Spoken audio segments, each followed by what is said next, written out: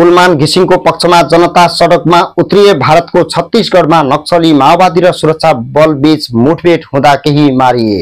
नमस्कार, आज मिति विक्रम सम्वत 2081 चैत 12 गते सन् 2025 मार्च 25 तारिक। आजका मुख्य समाचार सुन्नुहोस्। कुलमान घिसिङलाई हटाएको विषयमा चर्को विरोध हुन थालेको छ। कुलमान घिसिङलाई हटाएको विषयमा विभिन्न दलबाट चर्को विरोध र नारा जुलुस भइरहेको छ। कुलमान घिसिङलाई फिर्ता गर भन्दै कुलमान घिसिङको समर्थकमा हजारौं समर्थकहरू सडकमा उत्रिएर नाराबाजी गरेका छन्। सिंहदरबार अगाडि नारा लगाइरहेका केही प्रदर्शनकारीहरूलाई प्रहरीले पक्राउ समेत गरेको छ।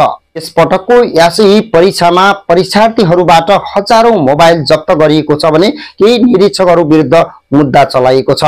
यस पटक चिट चोर्ने शैली अलि फरक तरिकाबाट गरिएको छ। मोबाइल छुपाएर परीक्षा हलमा लिने र व्हाट्सएपबाट मेसेन्जरबाट र कुनै पनि माध्यम प्रयोग गरेर प्रश्न पठाउने र उत्तर बाहिरबाट पठाउने, व्हाट्सएप सेन्ड गर्ने, मेसेज गर्ने गरेर चिट चोर्ने प्रविधि अपनाइएको छ। यस क्रममा हजारौं मोबाइल जफत गरिएको छ। युक्रेनको सेनाले प्रहार गरेको रकेट लागेर रुसी एक पत्रकार सहित 6 जनाको ज्यान गएको रुसी सञ्चार माध्यममा खबर छ।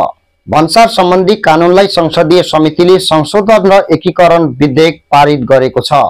25 करोड सहित केही दिन पहिला पक्राउ परेका कुसाङ लामाले केही पनि खुलासा नगरेपछि उनको मोबाइल चेक गरिएको छ। मोबाइलमा मेसेजहरू र फोनहरू चेक गरिएको बताइएको छ। आशिका तामाङ भने यसपटक फरक शैलीमा प्रदर्शनमा प्रस्तुत भएकी छन्। उनको यो शैली देखेर धेरै जना चकित परेका छन्। प्रदर्शनको क्रममा उहाँले नारा जुलुसको क्रममा सरकार फेरेको फेरि, जनता हेरेको हेरी, हामी हेरेको हेरी, सरकार फेरेको फेरि भनेर गीत गाउँदै विरोध प्रदर्शन जनाएकी छन्। गाजामा भएको इजरायली हमलामा 14 जना मारिएको विदेशी सञ्चार माध्यममा खबर छ। भारतको छत्तीसगढमा भारतीय सुरक्षा बल र नक्सली माओवादी बीच मुठभेड हुँदा 3 जना नक्सली मारिएको सञ्चार माध्यममा खबर छ।